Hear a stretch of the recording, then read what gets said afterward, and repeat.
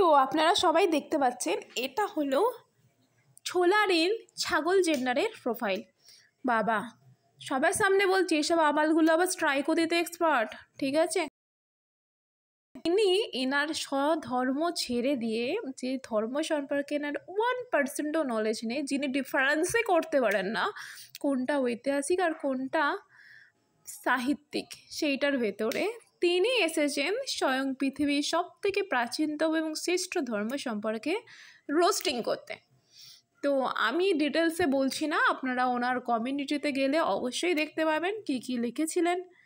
তো সেখানে আমার কমেন্টসটাও আশা করছি রয়েছে, আমার কমেন্টসটাও আপনারা ভালো করে দেখতে পাবেন সবটা। আর সেখানে রিপ্লাই দেখুন, আমার রিপ্লাইতে প্রথমে উনি কী লিখেছেন টাইমটা দেখুন, আমার রিপ্লাইটাও দেখতে পাবেন, যেটাকে আপনাদের সামনে আপনাদের ব্রেন ওয়াশ করে নিজেকে বড় প্রমাণিত করবার জন্যে আমার কিছু কিছু কমেন্টসকে কেটে কেটে আমাকে ছোট লোক সাবিত করবার চেষ্টা করছে। তো দেখুন ওনার কমেন্টসটা দেখতেই পাচ্ছেন আপনারা, কোন খারাপ কর্মের জন্য একটি মেয়েকে রেপ করা হয়। তাহলে যে রেপ করছে আর তার কোনো দোষ নেই, ধরুন আমি আপনাকে রেপ করলাম, জাস্ট শুনুন কিরম পার্সোনাল অ্যাটাক করছে। ধরুন আমি আপনাকে রেপ করলাম, বিছানায় ফেলে পাক্কা 1 ঘন্টা, তখন কি বলবেন আপনার কর্মের কারণে আপনাকে রেপ করা হচ্ছে?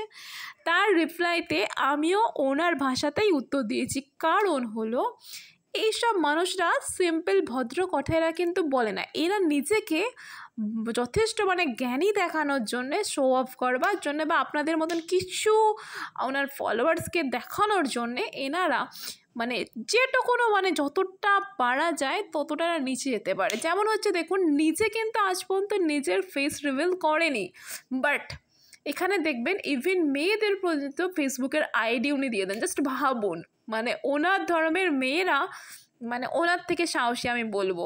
তো ইনি তো বোরখা পরে থাকারই কথা, বাট আপনি দেখবেন দুটোটা হাঁ করে একটা ফটো আছে, যার ভেতরে মনে হয় মসজিদ থেকে, হয়তো মসজিদ বলবো না, মাদ্রাসা থেকে মনে হচ্ছে কোনো ইমাম কিছু ঢুকিয়ে দিয়েছিল একটা টাইমে, তাই জন্যে এত বাজারি করতে আসেন। তো আপনাকে বলছি, আমি পার্টে উত্তর দিচ্ছি, তো দেখে নিন উনি কীরমভাবে আপনাদেরকে বোকা বানাচ্ছে, আমার কমেন্টটাকে কীরমভাবে আপনাদের কাছে শো অফ করেছে, কে নোংরা কথা ফার্স্ট শুরু করেছে সেটা আপনারা কমিউনিটিতে গেলে দেখতে পাবেন। আর দ্বিতীয় কথা হচ্ছে কমেন্ট, আমার সাপোর্টে যারা কমেন্ট করছে তাদের কমেন্ট কিন্তু উনি ডিলিট করে দিচ্ছেন।